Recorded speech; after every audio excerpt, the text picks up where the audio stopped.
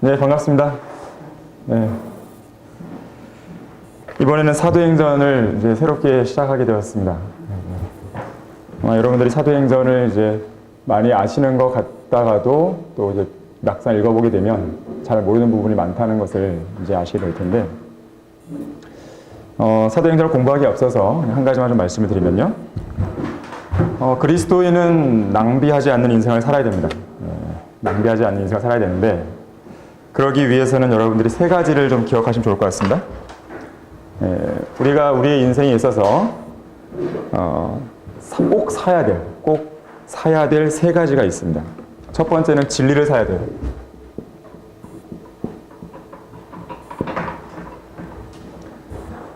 잠언 23장 23절 한번 찾아보겠습니다.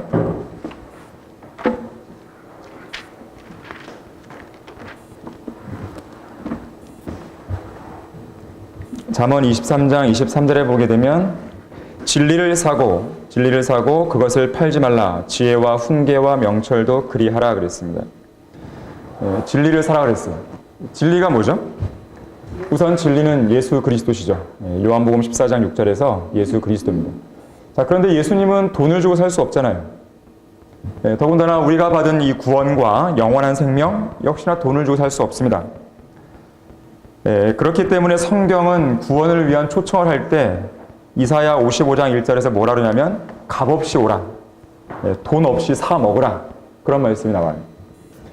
자, 무언가를 사기 위해서는 값을 지불하는 것이 상식인데 값을 들고 돈 없이 사 먹으라고 하는 것이에요. 값없이 오라고 합니다. 왜 값없이 사라는 것인가? 이미 누군가가 값을 지불한 거예요. 예수님께서 우리를 대신해서 값을 지불해 놓으셨기 때문에 우리는 값없이 가서 믿음으로 받아들이면 되는 것입니다. 믿으면 우리는 예수님을 소유할 수 있는 거예요. 값없이 예수님을 우리는 쉽게 말하면 약간 표현이 약간 어색하지만 살 수가 있는 것이죠. 그런 면에서 본다면. 또한 진리는 뭐죠? 하나님의 말씀입니다. 요한복음 17장 17절에서는 아버지의 말씀은 진리니다 그랬어요. 하나님의 말씀인 성경은 돈을 주고 살 수 있죠. 여러분이 갖고 계신 이 성경은 어디서 누가 뚝 떨어진 건 아니잖아요. 누군가 선물로 받았다 하더라도 역시나 그 누군가가 값을 지불한 거죠. 잠언 23장 23절은 바로 그 문자적으로 본다면 이 성경을 사는 것, 거기에 적용해 볼 수 있는 구절이에요. 자, 우리는 값을 주고 어쨌든 진리를 사야 되는 것이에요. 두 번째로는요, 또 사야 될 게 있어요. 시간이에요, 시간. 에베소서 5장 16절에 한번 보시겠습니다.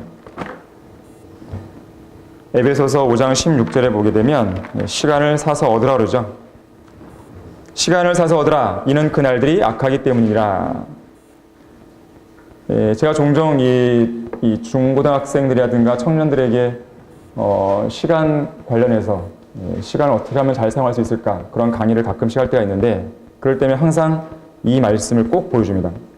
거기 15절부터도 마찬가지인데요. 그러므로 너희가 얼마나 정확히 행하고 있는지 주의하라.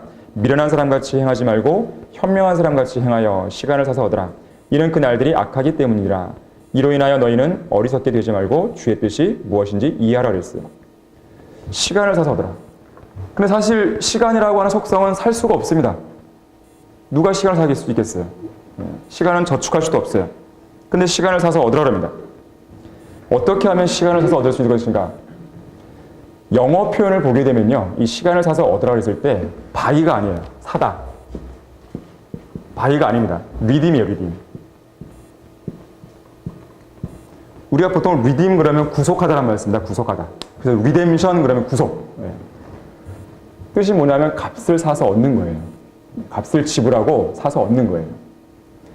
바로 시간을 그렇게 해야 돼요. 값을 지불하고 얻는 것인데, 쉽게 말하면 예를 들어서 내가 같은 시간 안에 두 가지 일을 지금 해야 되는 상황이에요. 근데 내가 두 가지 일을 동시에 할 수 없단 말이에요. 그럼 어떻게 됩니까? 뭔가 하나는 포기를 해야 됩니다. 바로 그것이에요. 하나를 희생하고 하나의 값지불을 하고 내가 정작 해야 될 뭔가를 찾는 거예요. 여러분은 지금 이 시간을 사서 얻은 것이에요. 지금 이 시간에 여기 앉아있는 것 자체가 시간을 사서 얻으신 거예요. 어떤 면에서 그러냐면 이 저녁 시간에, 이 황금 같은 저녁 시간에 다른 무언가를 할 수 있는, 편하게 쉬거나 뭐 할 수 있는 그런 것을 다 값을 지불하고 가장 소중한 말씀을 배우기 위해서 왔단 말이에요. 그렇게 오셨죠? 안 오셨습니까? 시간 사서 얻는 것이에요. 시간을 사서 얻는 방법은요, 어쨌든 하나를 포기하는 것인데, 그러면 이런 질문이 생길 수 있죠. 이 둘 중에 하나 과연 내가 어떤 걸 포기할 때 그 포기한 것의 기준이 뭐냐 이거예요, 기준. 그래서 지금 에베소서 5장 17절에 뭐라 그래요? 주의 뜻이 무엇인지 이해하라 그랬어요. 나에게 지금 원하시는 하나님의 뜻이 있단 말이에요. 그것은 지금 당장 이 시간에 원하는 것일 수도 있고 나의 인생 전체를 거쳐서 나에게 원하는 뜻이 있단 말이에요. 그 뜻을 알아야 그 뜻에 맞는 우선순위가 결정되는 거예요. 내가 뭐 할지를. 결정되면 나머지 다른 것들을 포기하는 것이죠. 그거를 포기하고 값을 지불한 것으로 내가 정작 해야 될 그 시간을 확보하는 거예요. 바로 이것이 시간에서 얻는 것입니다.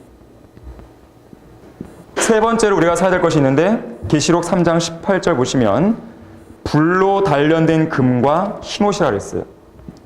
불로 단련된 금과 흰옷. 계시록 3장 18절 보시면요.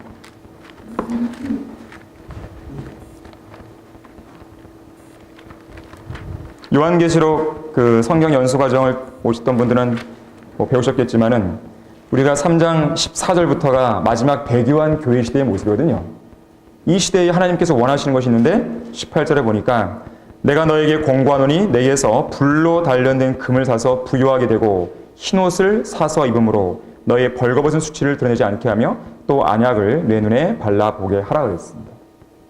자, 불로 단련된 금이 뭘까요? 베드로전서 1장 7절에서 그거를 잘 설명해 줍니다. 바로 고난이에요, 고난. 믿음의 시련이에요. 주님을 위해서 받게 되는 고난, 믿음의 시련. 그걸 우리가 사서 얻어야 되는 것이죠. 사야 되는 것입니다. 그러한 고난을 우리는 받을 수 있어야 됩니다. 오직 주님만을 위해서. 그럼 어떻게 하면 그러한 고난을 받을 수 있는 것인가? 그에 대한 답도 디모데후서 3장 12절에 나와요. 경건하게 살고자 하는 모든 사람은 누구나 박해를 받다고 했어요. 경건하게 사는 것이죠. 바로 그 경건하게 산다는 것이 뭐예요?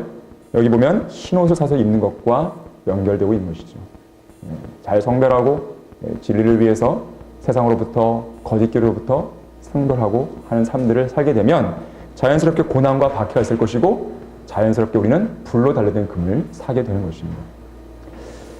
자, 이 세 가지를 여러분들이 산다면 여러분들은 정말로 낭비하지 않는 인생을 살 수가 있는 것입니다. 여러분들이 꼭 그렇게 하셨으면 좋겠습니다. 자, 그러한 이제 맥락에서 우리가 사도행전을 한번 공부해 보도록 하겠습니다. 오늘 첫 번째 이제 배우실 내용은 교회의 시작과 오순절의 의의입니다. 오순절의 의의. 이따 배우겠지만 오순절은 교회의 시작을 보여주는 절기였어요.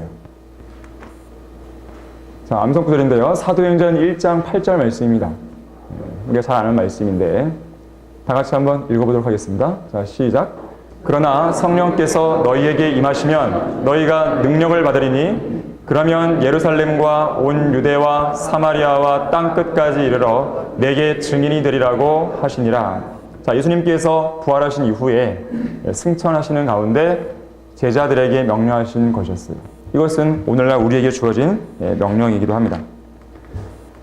사도행전은 사랑하는 의사, 그러니까 사도 바울이 얘기하죠. 사랑하는 의사, 누가가 AD 64년, 65년경에 기록한 책입니다.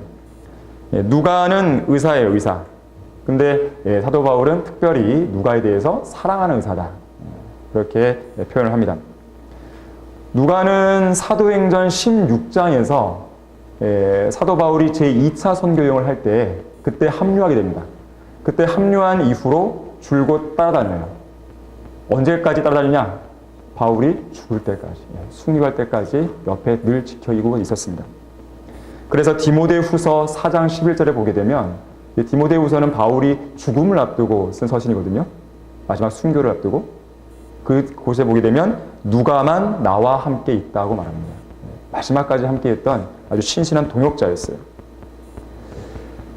사도행전 1장 1절과 2절에 보게 되면 바로 저자가 누가임을 우리는 알게 되는데 오 데오빌러여 내가 이전에 쓴 글에서는 예수께서 행하시고 가르치기를 시작하신부터 주께서 택하신 사도들에게 성령을 통하여 계명들을 주신 후 들려 올라가신 그날까지의 모든 일을 기록하였느니라. 자, 데오빌로라는 수신자가 나오고 이전에 쓴 글이 나와요. 이전에 쓴 글은 바로 누가복음을 말하는 것이거든요. 자, 한번 누가복음 1장 3절 4절 보겠습니다. 이 구절을 보게 되면 누가복음 역시나 그 수신자가 누구냐면 바로 데오빌로임을 알게 됩니다.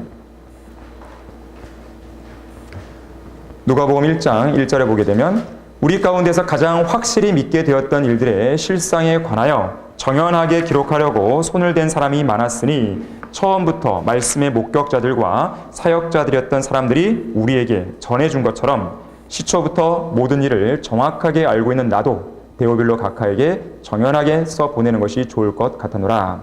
이는 각하가 배우신 것들이 확실함을 알게 하려니라. 저자가 똑같다는 것을 알 수 있겠죠. 수신자 똑같고. 그래서 누가복음에서는요, 지금 이 사도행전에 나오지만 예수님께서 행하시고 가르치시기를 시작하신부터, 그렇죠. 부터 주님께서 택하신 사도들의 성령을 통하여 계명을 주신 후 들려 올라가신 그날, 즉 승천까지에 있었던 일들에 대해서 누가복음이 기록한 거예요, 실제로. 그리고 그 후속편, 누가복음 2탄이라고 보시면 될 것 같아요. 누가복음의 후속편으로 바로 사도행전을 또 쓰게 되는 거죠. 그때 이후로 어떤 일들이 벌어졌는지 이러한 내용들을 이제 보여주고 있는 것입니다. 사도행전은 여러분들이 꼭 기억해 두셔야 될 한 가지가 뭐냐면 역사책이라는 것이죠. 역사책. 사도들의 행적을 담고 있는 역사책이다. 그래서 이 베드로, 야고보, 요한을 비롯한 11명의 사도들의 행적으로 시작합니다. 시작해서 바울을 중심으로 하는 사도들의 행적으로 끝나는 책이에요. 역사책이에요. 역사책이기 때문에 이게 중요하죠. 교리를 정립하는 데는 부족한 것이에요. 교회 시대의 교리로 정립하기 위해서 사도행전으로 달려가는 사람은 어리석은 사람입니다. 역사책을 가지고 하면 안 되는 것이에요. 그러다가 많은 이단들이 여기서 나오게 되는 거예요. 뭐 예를 들면 극단적 칼빈주도 나오고요. 또 극단적 세례주도 나오고요. 침례에 의한 중생을 가르치는 무리도 나와요. 사도행전 2장 38절을 가지고. 이 부분은 우리가 내일 이제 배울 텐데요. 또 오순절 은사주의 운동. 자, 이러한 대표적인 4개의 이단들이 모두 다 이 사도행전에서 교리를 정립하다 보니까 또 자기들의 이단 교리를 정당화하다 보니까 결국에는 이러한 거짓 교리들을 사람들에게 퍼뜨리고 있는 것이에요. 자, 사도행전이 어떤 책이라고요? 역사책이에요. 역사책. 이걸 출발합니다. 그래서 역사책이고 교리를 정립하는 데는 부적합하다. 여러분들이 꼭 이것을 기억하셔야 됩니다. 자, 역사책이기 때문에 하나님의 경륜을 통해 볼 때 사도행전이 어떠한 위치를 갖는지를 보는 것은 좀 의미가 있습니다. 여기 그림 하나가 있는데 여러분 교재에도 제시된 그림입니다. 여러분들이 사도행전을 이해하는 데 있어서 아주 중요한 그림이에요. 여러분이 구도를 잡는 데 아주 중요한 부분입니다. 자, 기본적으로 성경을 보게 되면 이 시대는 구약과 신약으로 나누어지죠. 여러분 기억하십니까? 혹시 마태복음 공부하셨던 분들? 마태복음은 어떤 책이었습니까? 구약에서 신약으로 넘어가는 책이라고 말씀을 드렸었죠. 그 분기점이 뭐예요? 십자가 사건이죠. 왜냐하면 신약은 새 언약이 시작되려면 피가 흘려져야 돼요. 누구의 피요? 예수님의 피가. 바로 그게 새 언약의 피이기 때문에 기본적으로 구약과 신약은 잘 나누실 수 있을 거예요. 자, 그런데 사도행전은 어떤 책이냐면 잘 보시면 유대인의 경륜에서 교회의 경륜으로 전환되는 거예요. 잘 보셔야 됩니다. 구약에서 신약에 넘어가는 책이 마태복음이라고 한다면 약간 관점이 달라요. 살짝. 유대인의 경륜에서 교회의 경륜이에요. 물론 구약은 유대인의 경륜이 중심이에요. 유대인들 중심입니다. 신약은 교회가 중심이에요. 하지만 이따가 설명 보시면 알겠지만 표현이 약간 달라요. 일단 이걸 기억해 두세요. 유대인의 경륜에서 교회의 경륜으로 전환된다. 그래서 여러분들은 사도행전은 어떤 책이냐 할 때 유대인의 경륜에서 교회의 경륜으로 전환되는 책, 이렇게 여러분들이 머릿속에 딱 갖고 계셔야 돼요. 자, 그러다 보니까 유대인을 중심으로 하는 왕국복음, 천국복음이 전파되는 것이죠. 이것에서 교회를 중심으로 하는 은혜의 복음으로 전환되는 책이에요. 자, 여러분들 오늘 꼭 기억하실 부분은 바로 이것입니다. 이게 가장 큰 핵심이에요. 다른 건 다 몰라도 이거 하나만큼 여러분들이 꼭 기억해 두셔야 됩니다. 이 관점으로 사도행전을 보셔야만 이단 교리에 안 빠질 수가 있는 거예요. 정확하게 여러분들이 성경을 올바로 나눠 볼 수가 있는 것입니다. 자, 이 두 가지를 꼭 기억해 두세요. 자, 그래서 이러한 관점으로 볼 때에 사도행전에서는요, 아주 주의 깊게 봐야 될 몇몇 장들이 있어요. 여러분들이 이제 내일부터 사도행전을 한번 쭉 읽어보실 거 아니겠습니까? 꼭 읽어보실 때 전체적인 내용들도 이제 파악하셨겠지만, 제가 오늘 짚어드리는 이 장만큼은 다른 장보다 더 신경을 써서 읽으셔야 돼요. 우선 첫 번째로는 사도행전 2장입니다. 여러분들이 유심히 먼저 봐야 될 장이 사도행전 2장이에요. 2장에서는 어떤 일이 있냐면, 여기 보시면 오순절인데요. 누가 오시냐면 성령께서 오세요. 성령께서 오시면서 교회가 시작되는 것입니다. 교회가. 2장을 꼭 보셔야 됩니다. 그런데 이때 교회가 시작되었지만요, 11사도, 12사도들, 다른 제자들은요, 교회가 뭔지, 교회가 시작됐는지, 내가 지금 교회, 그리스도의 몸 안으로 들어왔는지 전혀 인식을 못해요. 그래서 초반부에는요, 우리가 쉽게 생각하면 은혜의 복음을 전할 것 같지만 은혜의 복음과는 무관한 왕국 복음을 전합니다. 계속. 교회가 이미 시작됐는데도 불구하고. 바로 그러한 내용이요, 두 번째로 중요한 장이에요. 7장까지 이어져요. 그러한 분위기가. 7장. 특히 7장은 유대인의 경륜에 있어서 아주 중요한 장이에요. 왜냐하면 사도행전 7장에서 누가 나오냐면 스테판이 등장합니다. 스테판이 등장했다는 것 자체가 중요한 게 아니고 스테판이 전파한 설교의 내용이 중요해요. 스테판은 결코 은혜의 복음을 전파하지 않았습니다. 왕국 복음을 전파하는 거예요. 너희를 죽였다. 왕이신 주님을 너희들이 죽였다. 이 완고한 무지한 백성들아. 이렇게 설교하는 것이에요. 바로 그걸 들었을 때에 이스라엘 백성들이 그때라도 회개하고 돌이켰다면 이 교회 시대가 어떻게 될지 몰라요. 다른 방향으로 흘렀을지 모릅니다. 그러나 이스라엘은 거부해요. 정말로 스테판이 마지막으로 민족적으로 거국적으로 전파한 설교인데 그것마저도 거부해버림으로써 그들에게 왕국이 임할 수 있는 마지막 기회를 놓쳐버립니다. 바로 이 7장을 중심으로 해서 상황이 많이 바뀌어버립니다. 바로 이것이죠. 유대인 중심의 경륜에서 교회 중심의 경륜으로 바뀌어요. 자, 구약하고 신약하고 약간 차이가 있어요. 완전히 일치하지가 않죠. 구분이 좀 보이십니까? 자, 구약은 분명히 십자가 사건 때 이미 끝났어요. 새 언약의 피가 흘렸기 때문에 신약으로 들어온 거예요. 벌써 들어왔는데 아직까지도 하나님께서는 뭐예요? 유대인들에게 기회를 주시는 거예요. 그래서 유대인들을 중심으로 한 경륜을 십자가 사건 이후부터 계속 끌고 가시고 계시는 거예요. 아직까지는. 그러나 7장에서 이들이 마지막 기회를 거뒀을 때 완전히 경륜이 이제 교회 중심으로 바뀌어버려요. 이게 중요해요. 자, 2장과 이 7장, 특히 7장을 여러분들이 보셔야 됩니다. 그러면서 이제 유대인의 경륜에서 교회의 경륜으로 전환되면서 12장까지 그러한 내용들이 쭉 전파됩니다. 그러면서 이 8장, 7장 이후로 8장부터 12장까지는요, 8장에서는 이 복음이 사마리아로 전파돼요. 아까 뭐라 했습니까? 성령이 너에게 임하시면 온 유대와 사마리아와 땅끝까지. 이런 얘기 나오잖아요. 그 순서대로 쭉 가요. 그래서 8장에는 사마리아로 복음이 전파됩니다. 왜냐하면 유대인이 거부했기 때문에. 하나님께서 유대인을 다루시는 경륜을 이제 끝내시는 거예요. 그리고 이제 교회에 넘어갈 그런 준비들을 하나씩 해나가시는 거예요. 그래서 8장에서는 사마리 전파되고 9장에 가게 되면 누가 등장해요? 사도 바울이 등장합니다. 바울의 등장 매우 중요해요. 왜 그러냐면 바울은 누구를 위한 사도냐면 이방인을 위한 사도예요. 바로 이 바울을 통해서 하나님께서는 교회에 관한 계시를 주세요. 자, 2장에서는요, 교회가 시작됐지만 사람들이 몰라요. 지금 교회가 시작된지 몰라요. 교회가 뭔지 아무도 계시를 안 해줬기 때문에. 그런데 9장에 가서 드디어 하나님께서는 계시해 주신 거예요. 그럼 왜 사도행전 2장에서 계시를 안 해줬습니까? 왜 안 해줬을까요? 아직까지는 뭐예요? 유대인들에게 기회를 주신 거예요. 아직까지는 교회로 완전히 넘어가려는 그런 단계가 아니기 때문에 마지막 기회를 주고 계신 거예요. 그래서 계시를 안 해주신 것입니다. 하지만 결과적으로는 거부를 했기 때문에 드디어 이 스테판이 죽고 나서 7장 끝에 스테판이 죽을 때 바울이 살짝 등장하거든요. 그리고 9장 가서 바울이 회심해요. 그러면서 이제 본격적으로 하나님께서는 교회에 관한 계시를 주시는 것입니다. 그러면서 여러 가지 구분이 생기는데 앞에 보았듯이 이제 12장까지 이제 전개되는 것인데, 그래서 12장까지는 베드로가 쭉 나오다가 13장부터는요, 사도 바울이 역사 전면에 등장하면서 이제 상황이 많이 바뀝니다. 이런 식으로 바뀌어요. 그래서 여러분들이 12장도 아주 중요한 장인데 12장을 중심으로 해서 어떻게 경륜의 그런 중심축이 바뀌는지 보시면 돼요. 우선 인물이 바뀌어요. 중심 인물이. 사도 베드로가 12장까지는 쭉 달려왔단 말이에요. 베드로는 유대인을 중심으로 해서 주로 사역했어요. 그러나 13장부터는 본격적으로 바울이 등장합니다.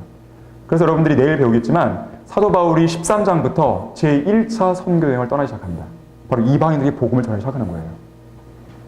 중심 대상. 사도행 12장까지는 유대인들이에요. 하지만 그 이후로는 주로 이방인들에게. 물론 바울은 자기의 동족에 대한 연민 때문에 이방 나라들로 가는 곳곳마다 가장 먼저 유대인들을 찾아갑니다. 회당을 찾아가서 복음을 전해요. 하지만 결국 거부하죠. 그리고 이방인들에게 전파합니다. 그리고 또 중요한데 가장 중심이 되는 교회가 12장까지는 예루살렘 교회였어요. 그런데 13장부터는 안티옥 교회가 등장합니다. 특히 이 안티옥이라는 곳에서는요, 이 제자들이 그리스도인이라는 명칭을 처음으로 불리게 돼요. 사도행전 11장에서. 의미가 있죠. 또 특징이 있는데 사도행전 1장부터 12장까지 특징은 유대인들이 거부를 했죠. 그러면서 13장부터는 이방인들의 교회가 이제 계속 태동하게 되는 것이에요. 하나씩 하나씩 세워지죠. 그 결과로 사도행전에서 이제 결과로 왕국은 연기가 되는 것이고요. 완전히 거부했기 때문에. 그리고 교회 시대의 교리들이 확립되면서 본격적인 교회 시대가 확산되어 나갑니다.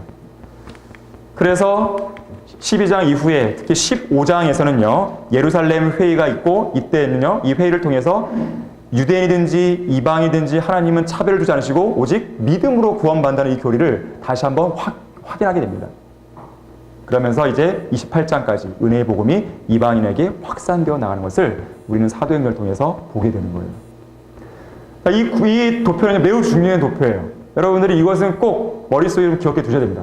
특히 여기 중요한 부분이 있죠. 구약에서 신약으로 넘어가는 이 부분과 차이가 있다는 사실이에요. 이 부분이. 비슷해 보이지만 약간의 차이가 있는 것이죠. 자, 이것을 좀 기억해 두시고요. 그래서 사도행전은 뭐가 아니다요? 교리서가 아니다. 왜냐하면 이렇게 바뀌니까 교리가 어떻게 돼요? 서로 막 다를 거 아니겠어요? 유대인을 위한 교리도 있을 거고 교회를 위한 교리도 있을 거고 교리가 막 합쳐져 있는 것이죠. 섞어 있는 것이에요. 그러다 보면 이걸 가지고 교리를 잡다 보니까 문제가 생기는 것입니다. 많은 이단들이 그래요. 유대인들의 마지막 왕국 거부와 사도들의 행적과 교회의 태동을 다룬 역사서다. 이것을 여러분들이 꼭 기억해 두십시오. 사도행전의 여러 가지 의의와 가치를 좀 생각해 본다면요. 여러분 거기 교재에 보시게 되면 이 책을 통해서 우리는요. 초대교회의 모습이 어땠는지를 보게 됩니다. 그러면서 기독교 교리가 어떻게 발전되어 왔는지 보고요. 또 교회 역사상 가장 위대한 그리스도인 누굽니까? 바울이죠. 바울이 지닌 소명은 무엇이었는지, 무엇보다도 참된 성경적 기독교가 가진 특징이 무엇인지 이런 것도 우리가 사도행전을 통해서 발견해야 돼요. 바로 그 특징들이 이런 거예요. 거리 설교를 한 것이에요. 오늘날 거리 설교하는 교회가 없잖아요. 거의 우리 교회밖에는 성경도 믿는 교회밖에 없단 말이에요. 참된 지역교회의 표상인 것이죠. 바로 그러한 내용이 사도행전에서 발견되는 거예요. 또 기도의 응답도 나오고요. 구령하는 모습도 나오죠. 또 교리적인 논쟁도 있지만 그것을 어떻게 성경적으로 잘 이제 해결하느냐 이런 것도 우리가 배울 수 있고요. 특히 이것이 예루살렘 회의 사도행전 15장에서 우리가 볼 수 있는 내용이거든요. 박해도 있습니다. 항상 경건하게 살고자 하면 박해가 있는 거예요. 복음과 진리를 전하면 박해가 있는 거예요.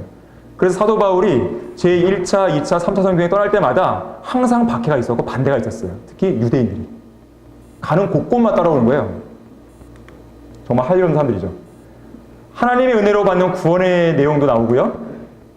또 지역교회 안에 소속된 그리스도인들도 나옵니다. 하나님의 사역은 지역교회를 중심으로 움직이는 거예요. 여러분 사도 바울이 선교 여행을 어떻게 떠나는지 아세요? 항상 안티옥에서 떠납니다. 돌아올 때도 안티옥으로 와요.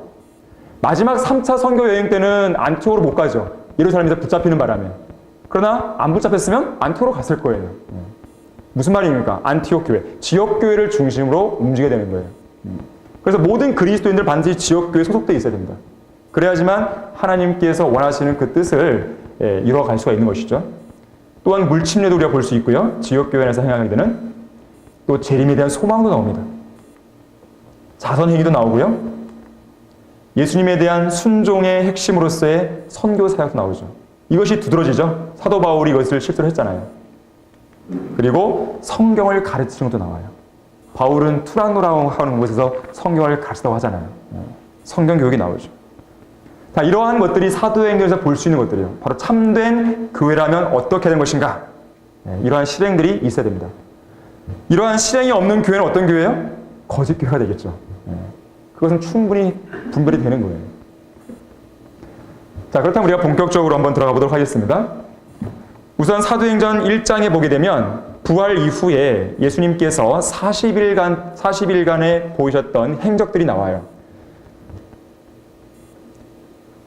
사도들의 행적이 나오기에 앞서서 예수님의 행적이 먼저 언급이 되는 것이죠.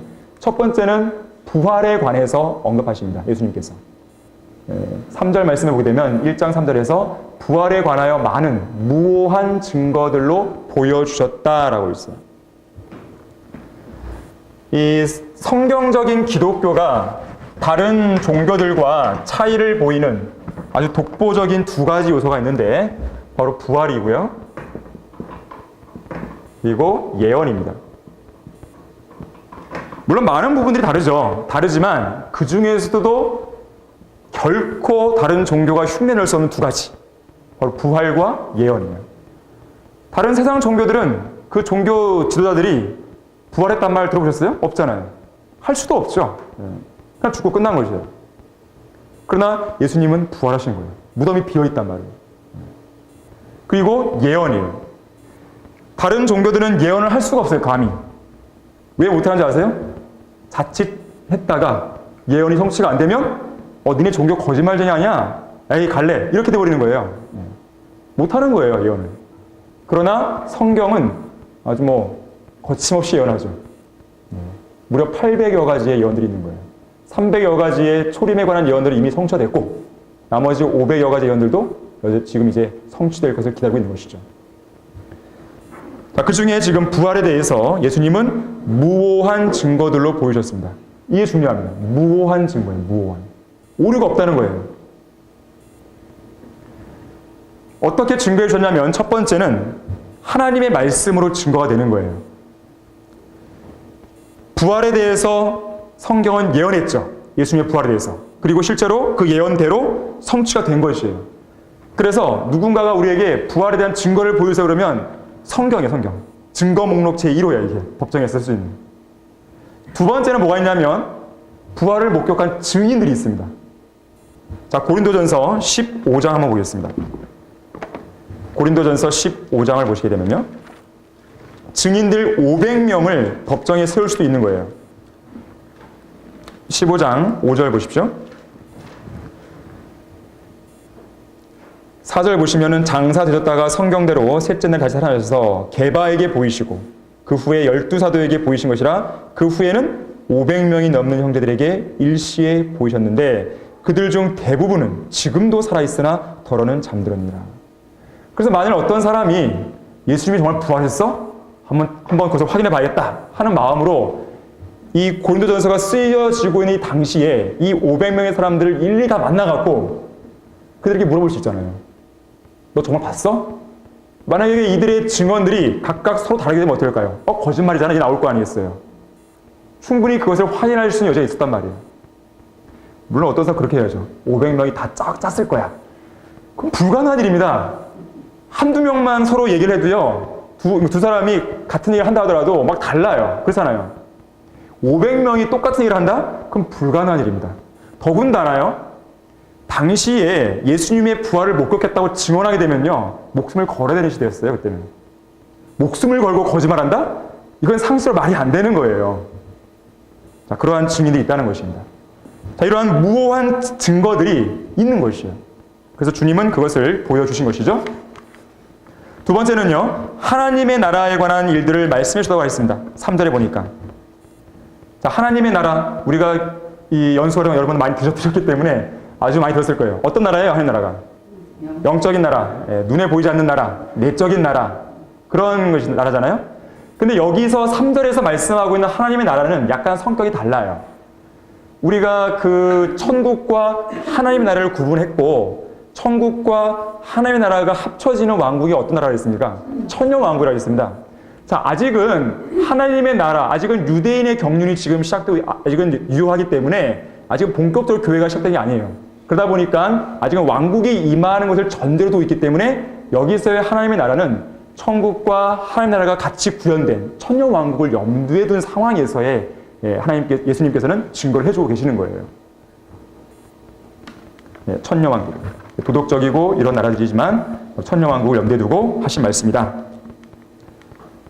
그리고요, 4절, 5절 보니까 아버지의 약속을 기다리라고 명령하십니다. 이 아버지의 약속으로는 5가지가 있어요. 5절에는 성령 침례에 대해서 말하고 있고요. 또 8절에서는 능력에 대해서, 능력을 준다. 또 세 번째로는 사도행전 2장 4절에 나오는데 성령 충만에 대한 것도 있고요. 그리고 그리스도의 몸인 교회가 시작된다. 또 교회의 경륜의 시작들. 이러한 약속들이 주어지고 있는 것입니다. 사실 이러한 약속들은요, 누가복음 24장 49절에서 이미 주어진 약속이었어요. 한번 찾아보겠습니다. 누가복음 24장 49절입니다.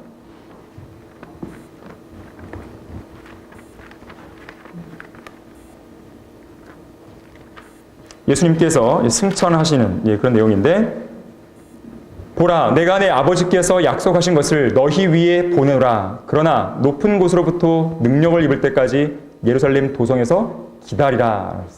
이게 바로 아버지의 약속이었어요. 아버지께서 약속하신 것을 보내겠다. 이 능력이 누구예요? 바로 성령 하나님께서 오신다는 거잖아요. 그분이 오심으로써 이런 많은 변화들이 있는 거예요. 성령 침례, 능력을 주시고 충만하고 교회가 시작되고 교회의 경륜이 시작되는 이런 것들. 이런 약속들이 있는 것이죠. 자, 능력. 이 능력은요, 사람들을 구원하는 능력이에요. 또 이 능력은 죄를 이기는 능력이에요. 성령님께서 우리에게 오시면 바로 그런 능력이 주어진다는 것이에요. 또한 모든 영적 전쟁을 승리로 이끄는 능력입니다. 다른 말로 하자면 이 능력은 경건의 능력이에요. 경건의 능력. 자, 오늘날에는요, 경건의 능력을 갖춘 사람을 찾아보기가 어려운 시대가 됐어요. 다 경건의 모양만 있어요. 모양. 겉은 정말 그럴듯해요. 그러나 그들에게는 경건의 능력이 없습니다. 쉽게 말하면 세상과 타협하지 않을 능력이 없어요. 그들에게는. 마귀의 유혹을 이길 힘이 없어요. 반복되는 죄의 고리를 끊어낼 역량이 없는 것입니다. 거리에서 설교하고 구령할 수 있는 역량이 없어요. 그런 능력이 없어요. 죄를 죄라고, 악을 악이라고 부르실 능력이 없어요. 어떤 것이 올바른 성경이고, 어떤 것이 진리이고, 어떤 것이 하나님의 사역인지 이것을 분별할 수 있는 능력도 없는 것이에요. 죄인들에게 당신 지옥에 가지 마! 이렇게 경고할 능력도 없어요. 죄로부터 성별할 능력이 없습니다. 세상을 사랑하지 말라고 설교할 능력도 없는 것이에요. 오히려 세상을 사랑하게 만들어버리죠. 복음을 담대하게 외치고 진리의 기치를 드높일 만한 능력이 없습니다. 예수님을 위해서, 진리를 위해서 비난을 감수할 능력도 없는 것이에요. 거짓말하지 않을 능력이 없어요. 진리를 따라서 성경대로 믿는 성도들로서 살아갈 능력이 전무한 시대에 우리가 살고 있는 것입니다. 그러한 한복판에서 우리가 믿음을 지키고 있다는 것을 기억하셔야 됩니다. 자, 우리에게는 능력이 필요해요. 자, 예수님께서는 바로 그 부분을 강조하신 거예요. 제자들이 무언가 하나님의 일을 하기 위해서는 능력이 임해야 되는 것이죠. 바로 그때까지는 기다리라 라고 한 것이죠. 물론 우리하고 약간 차이는 있습니다. 예수님을 믿는 순간 우리 안에 성령이 들어오셨어요. 문제는 뭐냐면 성령 충만하는 생활이 우리에게 필요한 것이죠. 우리는 예루살렘 가서 또 성령을 기다릴 필요가 있는 게 아니란 말이에요. 이미 오셨기 때문에. 또한 그러면서 예수님께서는 부활의 증인이 되라고 명령하시죠. 6절에서 8절 내용을 보게 되면 제자들이 묻습니다.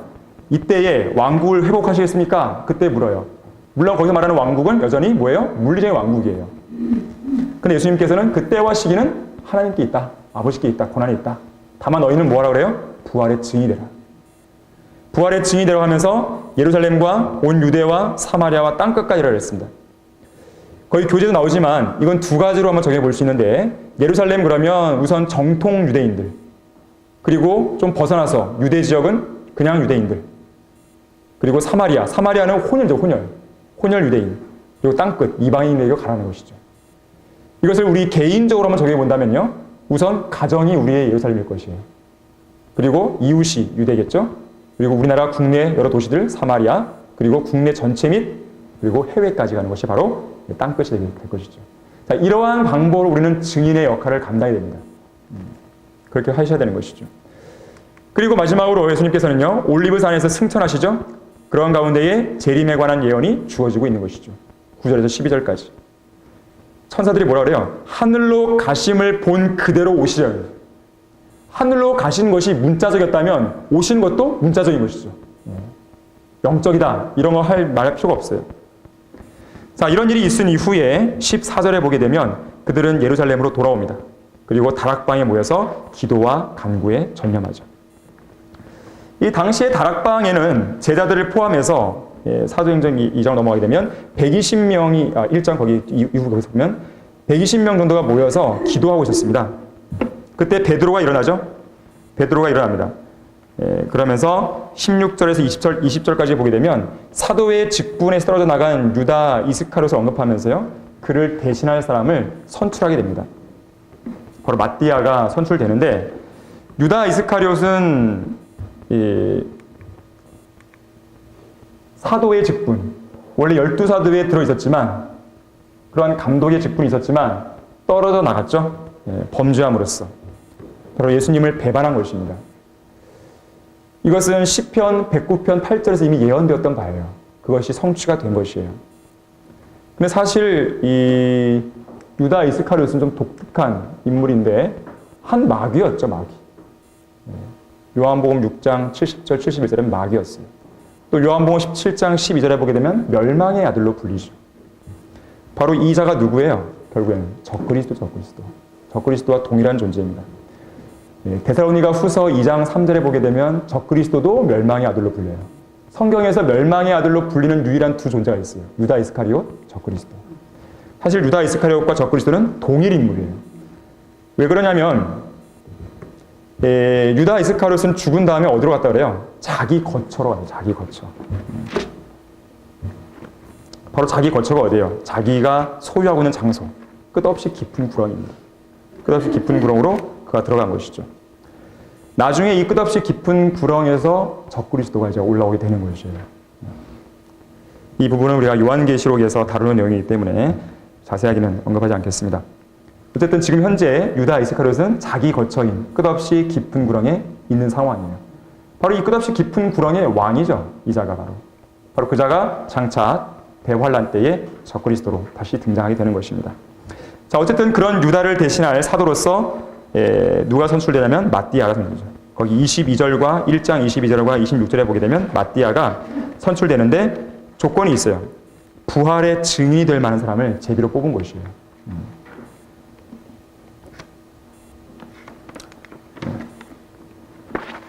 그 후에 오순절 날에 제자들이 다 하나가 되어서 한 장소에 모입니다. 사도행전 2장을 보시면요. 그때 바로 이제 약속하신 성령님께서 임재하시는 것이죠. 성령님께서 임재하신 것을 어떻게 알 수 있느냐? 보니까는 이 거친 강풍 같은 소리가 났다고 그랬어요. 또한 불 같은 모양으로 갈라진 혀들이 나왔다고 그러죠. 2장 2절과 3절에 보니까 바로 성령님께서 임재하신 증거로 제시가 되고 있습니다. 바로 그렇게 성령께서 오심으로써 성령 침례가 이루어지는 것이죠. 성령 침례. 침례라고 하는 것은 기본적으로 뭐예요? 잠기는 거예요. 성령 침례는 바로 그리스도의 몸 안으로 잠기는 것입니다. 바로 그 일이 이 오순절날 이루어지게 된 거예요. 그래서 이 오순절 이후로는요, 성령께서 이 땅에 오신 이후로는 이제 앞으로 예수 그리스도를 믿고 구원받은 사람 안에 성령님이 들어가셔서 그 사람의 영을 거듭나게 해주고 동시에 그 사람을 그리스도의 몸 안으로 집어넣는 것이죠. 바로 이것이 성령 침례의 역사인 것입니다. 그래서 우리는 성령 침례를 통해서 교회가 시작되었다라고 말을 할 수가 있는 것이에요. 그래서 이 거듭남과 성령 침례는요, 동시에 일어나게 됩니다. 서로 시간을 두고 일어나는 게 아니에요. 저희 김기동 쪽에서는 이걸 이렇게 가르쳐요. 거듭남과 성령 침례는 시간이 차이가 있다고 가르쳐요. 거듭난 이후에 성령 침례를 또 받아야 된다. 받지 않으면 그 사람은 구원받지 못했다. 이렇게 얘기를 하는 것이죠. 이걸 분리시킵니다. 하지만 그렇지가 않습니다. 거듭남과 동시에 그 사람은 그리스도의 몸 안으로 들어가는 것이에요. 이것이 동시에 이루어지는 것입니다. 이 일이 언제 일어났다고요? 오순절날. 그래서 오순절은 교회의 시작과 그리고 더 나아가서는 휴거까지도 보여줘요. 이것을 예표하는 절기가 바로 오순절입니다. 오순절. 성경에 보게 되면 구약에서 7가지 주의 명절이 나와요. 레위기 23장에 보면 나옵니다. 첫 번째가 유월절, 유월절. 여기 한번 보시기 바랍니다. 두 번째가 무교절, 그리고 초실절, 오순절. 우리가 지금 보고자 하는 것이죠. 그 다음에 뭐냐면 나팔절, 속죄일, 그 다음에 장막절이에요. 자, 유월절은요, 첫째 달 14일에 있어요. 14일. 무교절은 6월절 바로 이어집니다. 첫째 달 15일부터 7일 동안 21일까지 가야 돼요. 이따가 설명드릴게요. 그리고 초실절은 안식 후 첫날이에요. 보통은 무교절 그 기간 안에 있는 안식 후 첫날, 주일날에 해야 됩니다. 바로 이날 예수님이 부활하신 거예요. 그리고 오순절날은 셋째 달에 이제 있게 된 것이죠. 셋째 달에. 초실절로부터 7 안식일 후 첫날에 그래요. 그 다음에 나팔절은 7째 달 1일에 있는 것이고요. 속죄일은 7째 달 10일에 있고, 장막절은 7째 달 15일에 있고, 7일간 지켰다가 하루 더 지켜서 총 8일을 지켜요. 그래서 정리를 하면요, 6월절 무교절은 첫째 달에 있어요. 이게 같이 모여 있습니다. 그리고 셋째 달에 오순절이 있어요. 그리고 나머지 세 개는 7째 달에 있는 것이죠. 근데 이 첫째 달을 대표하는 절기가요, 무교절이에요. 그리고 오순절은 당연히 오순절이겠죠. 여기는 장막절입니다. 그래서 여러분들 구약에 보게 되면요, 유대인들에게 명령하실 때 너희는 1년에 연중 3번 나오라고 그래요. 3번만 나오는 건 사실 아니에요. 대표하는 절기가 그렇다는 거예요. 잠깐 신명기 16장 16절 보겠습니다. 나중에 연수과정 우리가 개설 이제 좀 예상 중인 과목 중에 하나가 뭐냐면 출애굽기하고 성막 관련된 부분이 있습니다. 혹시라도 그때 이제 이런 부분들도 다룰 기회가 있기 때문에 오늘 간단하게만 여러분들에게 오순절이 나왔기 때문에 잠깐만 설명을 드리는 것이에요.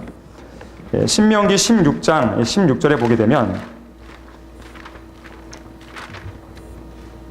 너희 중 모든 남자는 주 너희 하나님 앞에 1년에 3번씩 즉 무교절과 77절 이 77절이 오순절이에요.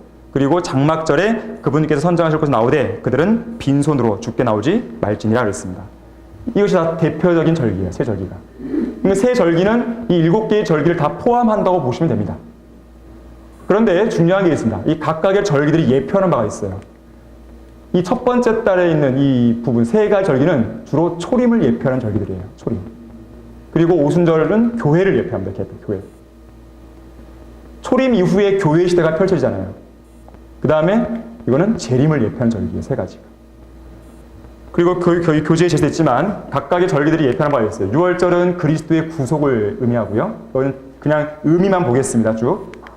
왜 그런지는 설명하시면 안 되니까요. 이거는 무교절은 성도의 거룩한 행실이고요. 초실절은 그리스도와 구약 성도의 부활이에요. 이걸 우리가 이제 기억할 거 이거죠. 오순절. 교회의 시작과 휴거. 특히 휴거. 신약 성도의 부활이에요. 나팔절은요. 환난 성도의 휴거와 부활이고 이스라엘이 돌아오는 거예요. 자기네 땅으로. 속죄일은 예수님의 단번 속죄와 이스라엘의 회복을 보여주는 절기예요. 교재에 있습니다. 장막절은 예수님의 재림과 천년왕국이고 이스라엘의 안식을 보여주는 절기입니다. 자, 여기서 우리가 유심히 볼 것은 이거예요. 오순절. 교회의 시작과 휴거에 대한 내용입니다. 7가지 주의 명절이 이렇거든요. 첫째 달인데요. 물론 요일은 바뀔 수 있어요. 막 왔다 갔다 합니다. 요일은. 그럼 우리 예수님의 그때 당시에 초림 당시에 부활과 연관했을 때에 그때의 6월절 날짜를 지금 써놓은 거예요. 6월절이 14일이죠. 첫째 달 14일 수요일이었습니다. 그리고 이 수요일 거의 저녁 때쯤에 4시 정도에 예수님께서 돌아가시는 거예요. 바로 어린 6월절 어린양 잡는 시간이에요. 그때가. 두시고 바로 무교절로 넘어가는 것이죠. 유대인들의 시간 개념은 뭐예요? 저녁부터 시작되잖아요. 그래서 수요일 오후가 끝나면 6시 넘어오면 바로 무교절 들어가는 거예요. 바로 이어지죠. 그리고 하루, 이틀, 3일. 그래서 예수님은 3일 낮과 3일 밤을 계시고 바로 주일날 부활하신 거예요. 이게 바로 수요일절이에요. 6월절은 14일이고 무교절은 15일부터 7일간이라 했어요. 하나, 둘, 셋, 넷, 다, 여, 일곱. 7일간. 무교절이고 그 안에 있는 안식 후 첫날이 바로 초실절이에요. 이때 예수님이 부활한 거예요. 그래서 초실절은 예수님의 부활을 의미하는 거예요. 근데 예수님만 부활하신 게 아니죠, 이때. 구약 성도도 함께 부활합니다. 그리고 이렇게 된 것이죠. 이게 바로 첫째 달이 있는 명절이고요. 그 다음에 세 번째 달이 이제 오순절인데, 아까 오순절은 뭐라 했냐면 보세요. 여기 초실절. 이때부터 계산합니다. 이때부터 첫 번째 안식일, 두 번째, 세 번째, 네 번째, 다섯 번째, 여섯 번째, 일곱 번째 안식일까지 지난 다음에 그 다음 날 7, 7에 49, 7, 7. 그래서 77절이에요. 77절. 오순절이. 오순절이 50절. 바로 이날 누가 오셨어요? 성령이 오신 것이에요. 주일날 오신 거예요. 주일날. 그죠? 그래서 교회는 주일날 예배를 드리는 거죠. 그런 면에서 본다면. 부활도 주일이요. 오신 날도 주일인 것이죠. 자, 오순절이 이때예요. 장막절은 일곱 달 이렇죠. 나팔절. 일곱 번째 달에 1일. 첫째 날이고요. 나팔절이. 그 다음에 10일. 속절이 있고요. 그 다음에 15일 날. 장막절은 총 7일간에다가 하나, 둘, 셋, 넷, 다, 여, 일곱 하고 하루를 더 지켜요. 여덟 번째까지. 총 8일 지키는 것이죠. 자, 이렇게 명절이 이제 되어 있는 것이에요. 자, 그래서 이 오순절은 거기 교재에 보시게 되면 초실절로부터 일곱 안식이 지난 다음 날 50일이 되는 날이라고 했어요. 두 명절 사이에는 안식일이 7번 있기 때문에 7 곱하기 7, 77절 그런 것이에요. 오순, 50이란 말이에요. 50. 50.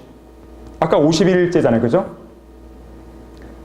또 이때는 이제 밀추수의 초실절이라도 부릅니다. 여기 앞에 나온 아까 초실절과 달라요. 이 초실절과 달라요. 이거는 밀추수의 초실절이에요. 밀추수의 초실절. 오순절은. 왜냐하면 밀의 첫 수확을 얻는 시기이기 때문에 그렇습니다. 그때 새로운 음식 제사를 드렸다 그래요. 자, 어쨌든 우리는 지금 오순절을 보는 것인데, 절기들을 이제 보는 것인데, 이것을 예표적으로 이렇게 한번 그려봤습니다. 한번 보십시오. 먼저 6월절 아까 뭐라 했습니까? 예수님의 구속을 보여준 절기라 했어요. 거기 교재에 있는 그 도표를 한번 보시면 됩니다. 6월절은 그리스도의 구속을 보여주고, 무교절은요, 성도들의 거룩한 행실입니다. 바로 6월절 바로 뒤이어 이어지는 거예요. 무교절은 교회에 있다 그 말이 아니라 6월절 6월절 어린 양이신 예수님을 믿고 구원받은 다음에 곧바로 어떤 생활을 하냐고요? 바로 거룩한 행실을 하는 것이에요. 초실절, 구약 성도들의 부활과 예수님의 부활을 보여주는 것이고요. 오순절, 교회의 휴거와 신약 성도들의 부활을 보여주는 절기고요. 그 다음에 나팔절, 아까 뭐랬습니까? 환난 성도들의 부활을 보여주는 것이에요. 나팔절은. 그리고 이스라엘이 돌아오는 것, 자기 땅으로 돌아오는 것이에요. 구약에서 보통 나팔을 불면요, 전쟁할 때도 나팔 불지만 사람들을 소집할 때 이스라엘이 모이는 거예요. 자기 땅으로. 그리고 속죄일은 두 가지입니다. 하나는 예수님의 단번 속죄를 보여주는 것이고요. 그리고 이스라엘이 완전히 회개하는 거예요. 마지막 장막절은 천년왕국, 재림과 천년왕국, 이제 이스라엘이 안식하는 이런 분으로 우리는 볼 수가 있는 것입니다. 자, 여기서 우리가 유념해야 할 것은 뭐냐면 오순절이에요. 오순절. 근데 보통 오순절 날에는요, 주어진 명령이 있는데 두 덩어리의 빵을 드려요. 두 덩어리의 빵. 의미가 있습니다. 구약에 보게 되면 두 덩어리의 빵을 드려야하는데, 자, 오순절은 교회와 연관됐다 그랬어요. 두 덩어리의 빵은 이 교회를 구성하고 있는 유대인도 있고 이방인도 있는 것이죠. 물론 유대인의 의미가 있는 것은 아니에요. 교회 안으로 들어오게 되면 유대인과 이방인의 구분이 없어집니다. 하지만 유대인에 의해서 구원받은 사람도 있을 것이고 이방인이었다가 구원받은 사람도 있을 것이고, 바로 이 두 부류의 사람들을 언급하기 때문에 두 덩어리의 빵이 언급이 될 수 있어요. 예표가 되는 것이에요. 두 번째는 누룩을 넣습니다. 누룩은 별로 좋지가 않아요. 성경에서 누룩은 두 가지를 의미해요. 죄, 그리고 거짓교리.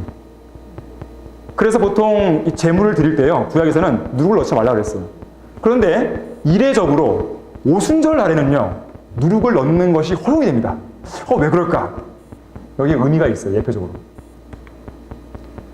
자, 성도들이 아무리 구원받았다 하더라도 아직 우리의 몸이 구속받은 게 아니기 때문에 여전히 뭐예요? 죄를 짓기도 하고 결점이 있기도 하고 때로는 거짓교리에 휘말리기도 하고 그런 모습들이 보여지는 거예요.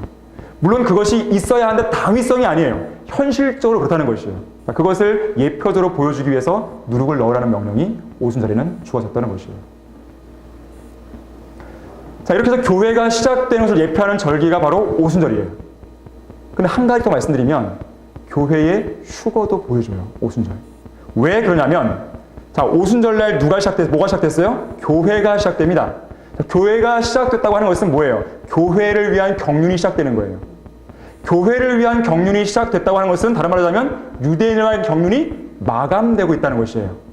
자, 그래서 다시 유대인을 위한 경륜이 시작되려면 교회를 위한 경륜이 마감이 돼야 돼요. 즉 유대인을 위한 경륜이 마감된 그 시점에서 다시 유대인을 위한 경륜은 시작이 돼야 됩니다. 그래서 교회가 이때 휴거되는 것과 연관될 수밖에 없는 거예요. 그래서 오순절은 교회의 시작과 교회의 휴거를 보여주는 절기다. 자, 그렇게 시작된 교회에 대해서 성경에는요, 과거, 현재, 미래로 제시를 해주는데요. 이 10가지가 바로 성경에 나오는 교회에 관한 전반적인 내용들이에요. 핵심이 핵심. 먼저 교회는 계획됐어요. 언제 계획됐냐면 세상의 기초가 놓이기 전부터. 이 땅의 하늘과 땅을 하나님이 창조하기 전부터 하나님의 계획 속에는 교회가 있었어요. 물론 구약시대는 그것이 계시가 감추어져 있었습니다. 그러다가 신약에 와서야 그게 계시된 거예요. 그런데 계획은 있었어요. 그리고 약속이 주어지는데 반석 위에 교회를 세우리라. 마태복음 16장 18절에 보게 되면 베드로에게 예수님 말씀하시죠. 너는 베드로라. 내가 반석 위에. 반석과 베드로는 달라요. 베드로는 그냥 돌이에요. 돌멩이에요. 반석은 반석이에요. 예수님은 베드로 위에 세우는 게 아니에요. 반석 위에. 반석이신 예수님 자신 위에 교회를 세우리니 약속하신 것이에요. 그 약속이 언제 실현되냐면 갈보리 십자가에서. 그리고 실제로 교회가 형성된 것은 언제요? 오순절날. 오늘 우리가 배우는 내용이죠. 오순절날. 그리고 이 교회에 관한 계시는 오순절날 주어지지 않았다 그랬어요. 그때는 교회가 뭔지 사람들이 몰랐어요. 언제 주어져요? 바울을 통해서. 그리고 바울의 서신을 통해서 교리가 정립이 돼요. 그래서 우리는 교회 시대의 교리를 사도행전에 찾는 게 아니에요. 사도행전은 교리서가 아니라 역사서예요. 그럼 어디서 교리를 찾느냐? 바울 서신이에요. 사도행전 다음부터 로마서부터 빌레몬서까지 이 서신들이 교회 시대를 위한 교리예요. 정립이 되고요. 교회가 휴거되죠? 바로 공중재림 때.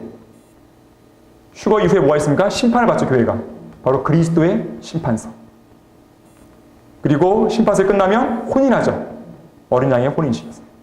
마지막으로 통치를 이 땅에 내려와서 하게 되죠. 바로 이것이 교회에 관한 성경에 나오는 내용들이에요. 간단하죠? 간단하진 않죠. 네. 이 부분을 여러분들이 나중에 이제 교회를 공부하고 싶다. 여기에 맥락을 가져가시면 돼요. 이 흐름만 딱 여러분이 갖고 계신다면 혼돈할 게 없어요.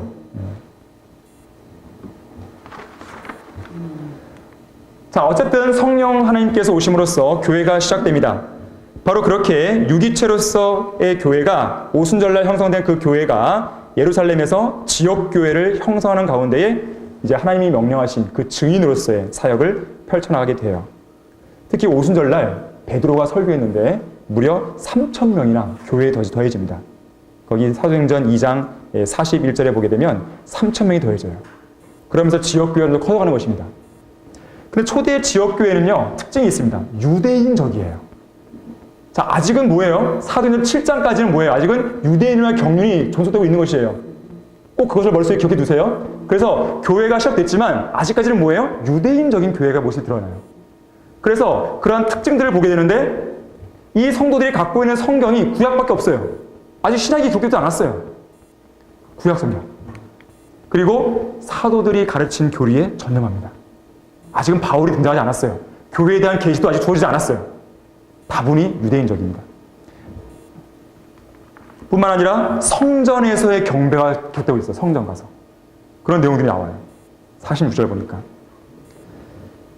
또 집집마다 돌아다니면서 빵을 떼고 식사했고요. 또 사도들을 통해서요. 거기 2장 43절 보게 되면 많은 이적들과 표적들이 나오죠. 이게 바로 뭐냐면 왕국 복음과 연관된 내용들이죠. 아직까지는 교회가 뭔지 사람들이 모르기 때문에 그렇습니다. 그리스도의 몸인 교회를 인식하지 못한 거예요. 아직은. 바로 그리스도의 모양에 관한 진리는 언제요? 바울에게 계시된다는 것. 이것이 중요하죠. 자, 어쨌든 이 중요한 것은 구원받는 사람들이 날마다 그리스도의 몸된 교회에 계속 더해져 갔다는 것이고, 그런 가운데 지역 교회 안에서 행해야 될 아름다운 실행들이 거의 교재에 나오듯이 쭉 진행되고 있는 것입니다. 자, 계속해서 초대 지역 교회의 모습을 보는데요. 사도행전 4장으로 가게 되면요. 4장 가시면 초대 지역 교회의 또 다른 면모를 보게 됩니다. 우선 보게 되면 31절에서 4장 31절을 보니까 이들은 성령으로 충만한 가운데 하나님의 말씀을 담대하게 선포했어요. 이것은 우리에게도 적용해 볼 수 있는 부분이죠. 성령으로 충만한 가운데 말씀을 담대하게 선포해야 됩니다. 성령으로 충만하면요, 거칠 것이 없어요. 담대해지는 것입니다. 거꾸로 내가 만약 지금 말씀을 전해야 할 상황에서 무서워하고 겁먹고 담대하게 전하고 있지 않다면 그건 뭐예요? 성령으로 충만하지 않은 거예요. 성령으로 충만한 삶을 살 수 있어야 되는 것이고요. 두 번째는요, 한 마음과 한 혼이 되어 모든 것을 공동으로 사용했다 그럽니다. 4장 32절에서. 이것을 잘못 오해한 이 칼 마르크스가요, 여기에서 공산주의 이론을 끌어내는 것입니다. 공동 다 썼대. 근데 이 칼 마르크스가 간과했던 게 있어요. 거기 교재 나오죠. 초대교회 성도는 모두 다 거듭났습니다. 공산주의는 거듭나지 않았어요. 구약의 약속들을 문자 그대로 믿었고 예수님의 재림을 기다렸죠. 또 아까도 봤지만 성령으로 충만한 사람들이었어요. 그리고 큰 능력으로 예수님의 부활을 증거했고 은혜를 받았죠. 특히나 사도행전 5장 4절을 보게 되면요, 사유재산제도를 인정하는 사람들이었습니다. 그리고 그렇게 공동으로 쓰는 것을요, 자발적으로 했어요. 강제성이 없었어요. 이거를 칼 마르크스는 몰랐던 것입니다. 결코 이것을 공산주의와 연결시켜서 안 되는 것입니다. 해당이 안 되는 것이에요. 자, 그런 가운데 좋은 모범을 보인 인물이 나와요. 바나바.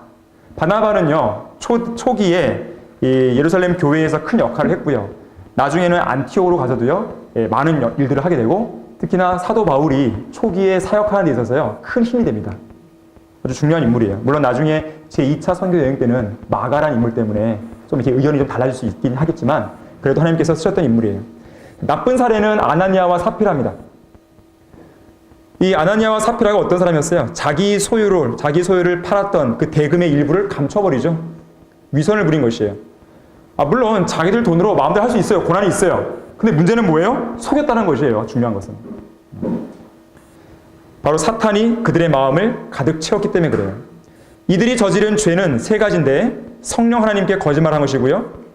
5장 3절에서 4절에서 또 주의 영을 시험하려고 공모했습니다. 둘이. 5장 9절에서. 또 5장 8절에서 보게 되면 사람들에게 거짓말을 했죠. 바로 성령으로 충만했다가 끝에는 사탄으로 가득 채워진 그 결과로 이들은 죽게 됩니다. 자, 이런 모습들이 있어요. 또한 초대 지역교회 모습 중에 또 어떤 모습이 있냐면 박해받는 교회입니다. 박해. 앞에 우리가 봤지만 성령으로 충만해서 말씀을 전파했는데 이런 모습을 대제사장들이나 사두개인들이 싫어한 것이에요. 아주 분노합니다. 그리고 사도들을 감옥에 잡아 넣어요. 5장 17절과 18절 보니까. 항상 말씀이 전파되고 부흥이 일어나는 것 뒤에는 사탄의 방해와 공격이 있어요. 필연적으로 따라옵니다.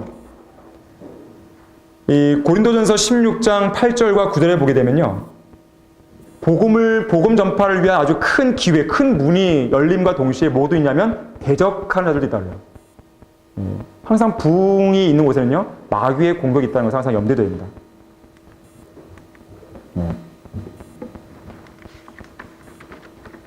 하지만 이 사도들은 종교 지도자들의 그런 위협에도 굴하지 않는 모습을 보이게 되죠.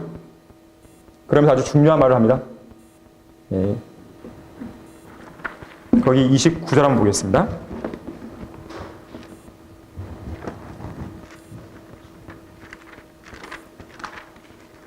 사도행전 5장 29절 보시면 그때 베드로와 사도들이 대답하여 말하기를 사람보다 하나님께 순종하는 것이 마땅하도다. 너희가 나무에 매달아 죽인 예수를 우리 조상의 하나님께서 살리셨느니라. 이분을 하나님께서 오른손 높이셔서 통치자와 구주가 되셨으니 이는 이스라엘의 회개와 제사함을 주시기 위함이라 그랬습니다. 자, 이스라엘이 언급되죠. 아직은 유대인적인 사역을 하고 있다는 것이에요. 자, 사람보다 하나님께 순종하는 게 마땅하다라는 것이죠. 바로 이것이 우리가 기억해야 될, 배워야 될 본이기도 한 것입니다.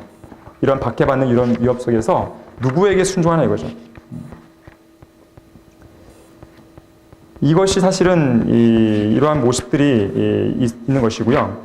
여러분 거기 41절과 41 보세요. 5장 41, 42절. 사도들은 그분의 이름을 위해 모욕을 받기에 합당한 자로 여겨짐을 기뻐하며 공회 앞을 떠나니라. 그들이 성전에서나 각 집안에서 날마다 예수 그리스도를 가르치고 전파하는 것을 쉬지 않더라 그랬습니다.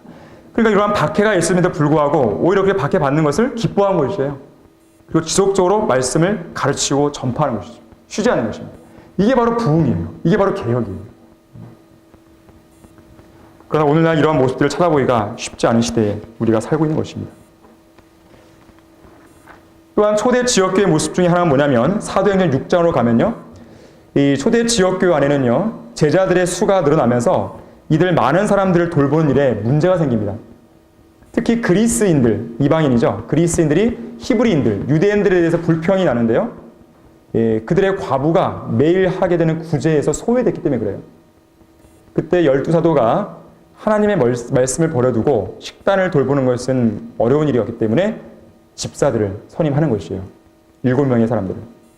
이들에게 바로 이제 식단을 돌보게 하는 것이죠. 식단. 이 집사라는 말의 헬라어가 디아코논인데 그 뜻이 뭐냐면 식탁을 돌보기 위해서 이 맨땅 위를 두루 휘집고 다니는 사람. 그리고 여기 보면 식단을 돌보는 그 일의 제격인 것이죠. 그 대신에 사도들은 뭘 하느냐? 식단을 돌보는 건 집사들에게 맡기고 기도하는 일과 말씀의 사역에 전념합니다. 그래서 오늘날 지역교회 안에도요. 목사님은 뭘 해야 돼요? 기도하는 일과 말씀의 사역에 전념해야 되고 그리고 나머지 교회 전체 운영들이나 이런 것들을 집사를 중심으로 해서 움직이게 하는 것이죠. 이것이 유기적으로 각자의 임무 속에서 움직여져야 되는 것이에요. 그런데 중요한 게 있죠. 아무나 그냥 집사 좋은 게 아니었어요. 거의 6절 보게 되면 3절 보게 되면 성령과 지혜로 충만한 사람 그리고 훌륭한 평판을 지닌 사람. 평판. 그리스도인은 이 평판을 얻는 데 있어서요. 3가지 면에서 평판을 얻게 됩니다. 첫 번째는 선한 행실이에요. 선한 행실. 디모데전서 5장 10절에 나중에 한번 찾아보세요. 보게 되면 선한 행실에 있어서 좋은 평판을 얻게 됩니다. 두 번째는요. 히브리서 11장 39절에서 믿음에 대해서 믿음에 관한 좋은 평판을 얻어야 돼요. 마지막 세 번째는 요한 3서 1장 12절에 보니까 진리 그 자체로 있어. 선한 행실, 믿음, 진리 그 자체. 이것에 관해서는요. 좋은 평판을 얻을 수 있어야 됩니다. 이거는 이 집사들뿐만 아니라 모든 그리스도인들이 얻어야 될 평판이에요. 다른 평판 다 좋은데 이 3가지는 평판 없다. 그 사람은 제대로 못 사는 것이에요. 이러한 3가지에 있어서 평판을 얻어야 됩니다. 특히나 이 7명 중에서 믿음과 능력이 충만한 스테반 집사를 우리는 만나게 되는 것이에요. 특히 스테반의 설교는 유명한 것이죠. 거기 스테반에 대해서는요. 6장 8절에 보니까요. 믿음과 능력이 충만해갖고요. 백성 가운데서 큰 이적들과 기적들을 행했다고 합니다. 또 9절과 10절에 보니까 하나님의 대적들이 스테판과 별로네요. 근데 당해내지 못해요. 지혜와 영으로 말하는 스테판을 당해내지 못합니다. 그러다 보니까 이 대적들이 당해내지 못하니까 거짓 고소를 하게 돼요. 이 사람이 하나님을 모독하게 했어. 막 그러면서 거짓 증거 막 세우고 막 그럽니다. 그러나 하나님께서는요. 15절에 보니까 스테판의 편에 서 계세요. 그의 얼굴을 천사의 얼굴처럼 빛나게 하심으로써 종교적인 위선자들을 패배시킵니다. 자, 그리스도인들이 그래야 됩니다. 그리스도인들은 세상 사람들을 딱 만났을 때 위축당해 있으면 안 됩니다. 당당해야 돼요. 성령으로 충만해서 담대하게 서 있어야 됩니다. 그들이 어떠한 말을 하고 또 어떠한 행실을 보이고 특히나 어떠한 위협을 가한다더라도 우리는 진리의 말씀으로요. 그들을 이겨내야 돼요. 진리에 관한 한, 믿음에 관한 한 여러분들이 부인하는 그런 사태가 벌어서는 안 되는 것이에요. 당당하게 서서 드러내야 되는 것입니다. 그래서 여러분들이 그렇게 하려면 어떻게 되겠어요? 말씀을 잘 알아야겠죠. 공부를 많이 해야 되는 것이죠. 이 페르시아의 선교사라고 했던 헨리 마틴이 있습니다. 헨리 마틴은 일찍 젊은 나이에 죽었지만 당시에 그가 페르시아에 있는 여러 수도사들, 그런 수도사들과 맞닿았을 때요, 게임이 안 돼 있어요, 수도사들이. 헨리 마틴이 하나님의 말씀과 그가 알고 있는 지식들을 가지고 이 많은 수도사들을요, 다 KOP 시켰어요. 논쟁이 안 되는 거예요. 자, 그러한 사람이 될 수 있어야 됩니다. 자, 그러한 지식에 관한 타의 추종을 부했던 인물이 계셨잖아요. 럭커 목사님. 바로 그 분께서 남겨놓은 이런 수많은 책들이 있단 말이에요. 자, 그런 좋은 환경, 그런 수많은 책들이 있고 좋은 책들이 있고 또 그런 좋은 책들을 기반으로 해서 잘 성장할 수 있는 이 교회가 이렇게 마련되어 있는데 여기에서 일꾼이 안 나온다면 도대체 그리스도 심판에서 뭐라 그러실래요? 이건 부지런히 공부를 해야 됩니다. 부지런히. 자, 평판이라고 하는 것은 영어로 보게 되면 리포트예요. 보고서예요, 보고서. 그리스도의 심판서에서 좋은 보고서를 제출해야 됩니다. 우리는. 저는 이러이러한 평판이 있습니다. 특히 아까 뭐랬어요? 선한 행실, 진리 그 자체, 믿음. 이 세 가지에 있어서 좋은 보고서를 제출했을 때에 우리에게는 면류관과 유업이 주어지는 것이에요. 자, 그러한 평판을 얻어야 됩니다. 사도행전 8장으로 가게 되면요, 또다시 박해가 일어나요. 이 스테판이 7장에서 순교당한 이후에 예루살렘에 있는 교회에 큰 박해가 가해지는데 바로 1절과 3절에서 박해가 일어나는 것이죠. 그때 사도들을 제외한 모든 성도들이요, 흩어집니다. 흩어지는 순서를 보니까 사도행전 1장 8절의 순서가 똑같아요. 예루살렘에서 시작해갖고 유대, 사마리아, 그리고 사도행전 8장 27절에서 에디오피아 내시 이방인이죠. 그 사람이 구원받으면서 땅끝까지 이제 흩어지는 모습들이 나오게 되는 것이죠. 그런데 이 흩어진 사람들 안에는 형제들만 있는 게 아니겠죠. 자매들도 포함되어 있습니다. 그 말은 뭐예요? 자매들도 말씀을 전파하는 거예요. 구령자. 물론 어떤 공식적인 직분을 가지고 할 수는 없겠지만요. 또 거리 설교를 하시는 건 아니겠지만 그런 임무가 주어지진 않지만 개인구를 할 수 있단 말이에요. 말씀을 전파하시는 것이죠. 흩어져 있는 곳에 가서 말씀을 전파하게 된 것입니다. 예루살렘과 유대와 사마리아 땅끝까지 전파하게 된 것이죠. 자, 그렇게 흩어져서 말씀이 전파되는 가운데 안티옥 이방인들에게도요, 바로 복음이 전파되는 곳이에요. 드디어 안티옥이라는 이 지역이 나오게 됩니다. 거기 19절에서 21절, 8장 19절에서 22절 보게 되면 나오게 되죠. 또 22절에서 26절 보게 되면 바나바가 이 회심한 이 바울과 함께 안티옥 교회를 세우는 데 큰 역할을 하기도 합니다. 바로 그러던 중에 안티옥의 이방인 제자들이 처음으로 그리스도인이라고 불리게 되는 것이죠. 이것이 의미 있는 사건입니다. 사도행전 7장에서 스테반 설교를 거절했을 때 이제 교회 시대로의 경륜이 본격적으로 열리기 시작하는데 바로 그런 가운데 안티옥이 부상하게 되고 그러면서 그리스도인이라는 명칭이 처음으로 불리게 되는 것이죠. 이건 의미가 있는 것이에요. 그리스도인이 무엇인가? 어떤 사람이 그리스도인은 무엇을 하는 사람입니까? 라고 질문했더니 이렇게 답변했다고 그래요. 맞는지 보세요. 그들은 교회에 다니면서 종교에 관해 이야기하고 때로는 모임을 위해 돈을 내기도 하고 주변 사람들의 인정을 받기 위해서 굳은 일을 마다하지 않기도 하고 때로는 목사를 집으로 초청해서 차를 대접하는 사람들입니다. 맞아요? 이건 그리스도의 정의가 아닙니다. 이건 종교인. 근데 오늘날 이런 교회 너무 많은 것이에요. 다 이렇게 하고 있어요, 지금 제독교회들이. 이게 그리스도인이냐. 자, 그런 사람들을 그리스도를 부른 게 아니에요, 안티옥 교회는. 누군가가 잘 얘기했듯이 그리스도인은 이런 사람들이에요. 들어보세요. 믿음으로는 그리스도를 믿는 자이고 관계상으로는 하나님의 자녀이며 성품으로는 거룩한 사람이고 세상에 미치는 영향으로는 빛과 같은 존재이다. 교제할 때는 친구가 되고 전투 시에는 군인이 되며 체험적으로는 순례자이고 그가 기대하는 것은 면류관과 상속이다. 바로 이런 사람들이 그리스도인이에요. 바로 이러한 사람들이 바로 안티옥에 있었던 것이에요. 그래서 그리스도인이라는 명칭에 불린 것입니다. 자, 물론 그리스도인은 구원받은 사람이에요. 근데 구원받은 성도만을 일컫는 게 아니에요, 사실은. 성경대로 믿고 실행해야 되는 거죠. 구원만 받고 땡 이것이 아니라 구원 받았을 뿐만 아니라 성경대로 믿고 실행하고 있을 때야 비로소 우리는 그리스도인의 명칭을 부를 수 있는 거예요. 구원은 받았는데 생활이 엉망이에요. 그럼 그리스도인을 부를 수 없는 거예요, 그 사람은. 엄밀히 말해서. 우리는 함부로 아무나 그리스도인, 형제, 자매 그렇게 불러서 안 되는 것입니다. 그거는 그 이름을 모독하는 거예요. 자, 그런 가운데 안티옥 교회가 이제 부상하게 되는 것이죠. 여기 지도가 있는데 소아시아 지도입니다. 안티옥이 여기예요. 아까 전에 저녁 시간에 소아시아로 여행 가려고 했는데 안티옥이 여기 안티옥. 시리아의 안티옥. 근데 이 안티옥과 종종 우리가 좀 비교해 볼 만한 도시가 어디냐면 알렉산드리아, 이집트 알렉산드리아.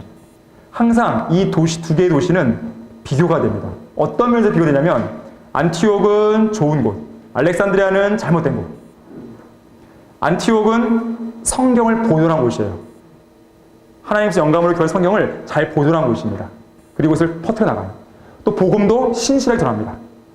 뿐만 아니라 성경적인 교리를 지켜왔던 교회예요. 반면에 알렉산드리아는요, 배교의 온상이에요. 가짜 성경, 변개된 성경. 오리겐이 바로 여기 알렉산드리아 출신입니다. 이집트 알렉산드리아. 오리겐. 성경 변개자.